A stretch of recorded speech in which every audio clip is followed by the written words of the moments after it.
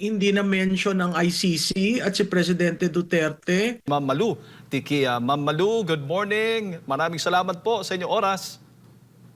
Good morning sa inyong dalawa at good morning sa inyong mga tagapakinig at nanonood. Yes po, at syempre siguro naman marami pong naka-adjust na doon sa naganap na SONA ng ating Pangulong Bongbong Marcos Jr. Kung ikukumpara po ninyo, Ma'am Malu, from year 1, 2, and 3, ito ika-apat po na SONA ng Pangulong Bongbong Marcos. Ano ba yung mga napansin po ninyo, naobserbahan po ninyo mga pagbabago kung meron man o improvement dito nga po sa kanyang talumpati? Well, unang-una, yung kanyang SONA Tagalog, no? Hindi yan for the first 3 years, hindi siya mahilig magtagalog. Yung mga importante lamang sasabihin, yun ang tinatagalog niya. Ito, majority Tagalog. Pangalawa, puro domestic agenda ang pinag-usapan. Puro yung mga plano niya sa susunod na 3 taon. Um, Particular dyan, walang sinabi. Ano yung mga hindi sinabi? Hindi na mention ang ICC at si Presidente Duterte. Hindi na mention ang Supreme Court at ang impeachment ni VP. Hindi na mention yung open market access ng mga Amerikano sa Pilipinas, na yun ang latest, no? Ang akala ko nga yun ang pinaka-sentro ng kanyang SONA, dahil yun lang ang recent, no? Wala siyang minention diyan, no? Wala ring minention tungkol doon sa military build-up na kanyang sinang-ayunan diyan sa at hindi rin niya sinabi ang West Philippine Sea. So marami siyang dating sinasabi, ngayon hindi sinabi. Doon sa isang linya na friends to all, enemy to none. Yun lang ang pagkakasabi niya, at binigyan niya siguro ng isang sentence yung pagiging head natin sa ASEAN sa susunod na taon. Opo.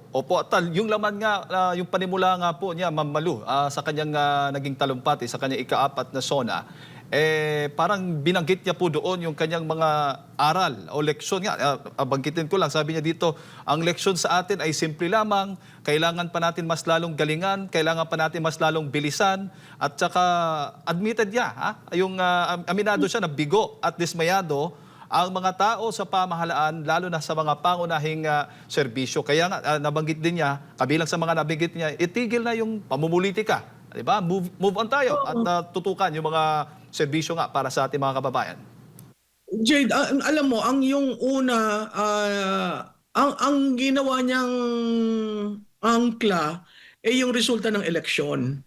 Na sinabi niya, naramdaman niya na hindi nga sang-ayon ang bayan dun sa mga plataforma niya, at siya na nag-conclude, kaya ganun yung eleksyon, no?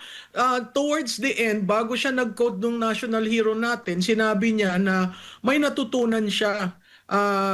Itong mga nakaraan na taon, natutunan niya sa atin, no? At kung titingnan mo doon sa na-release na kopya compared dun sa delivery niya, may dalawa siyang hindi ilinagay dun sa prepared speech na mukhang hinanda naman, kasi mayroong mga social media posting ang Office of the Press, what do you call that? Presidential Communication Office, no? Dalawa yan. Yung isa doon sa mahiya naman kayo, na sana ang ginawa niya, mahiya naman tayo. Kasi may admittance ka sa simula eh.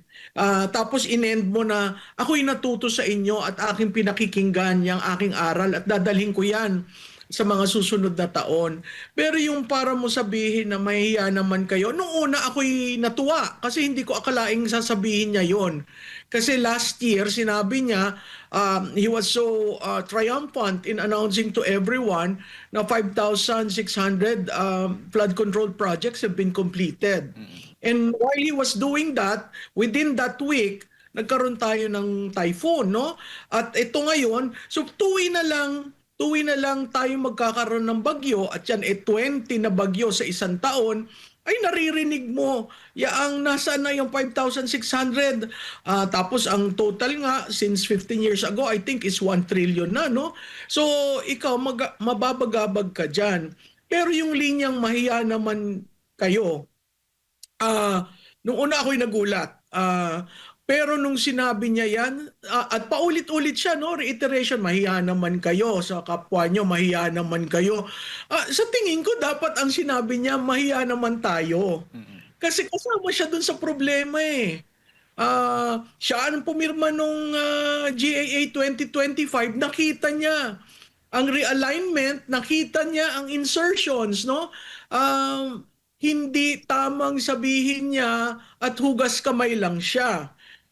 Pero ako'y sumasaludo sa kanya dahil sinabi niya yan sa lehislatura na siya ang pinanggagalingan ng GAA, no? Opo, opo. Ako nga hinihintay kong ipan yung camera doon sa dalawang leaders na nakatayo no? At alam mo seriously, tumayo sila at pumalakpak. Yun nga po. Opo. Standing Ako ovation. talagang nagulat.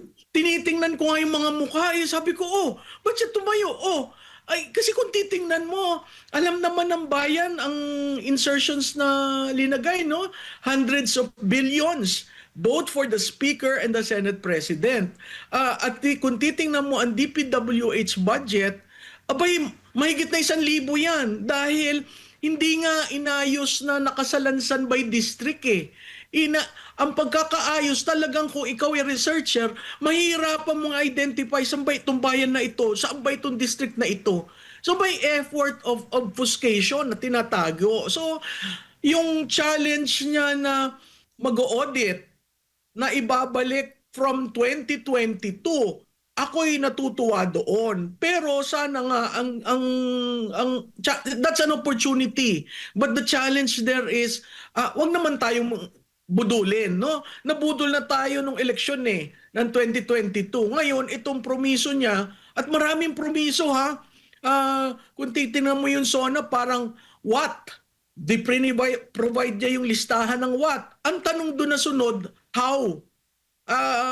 Napakahirap kasi katulad dun sa promiso niya dun sa projects, no?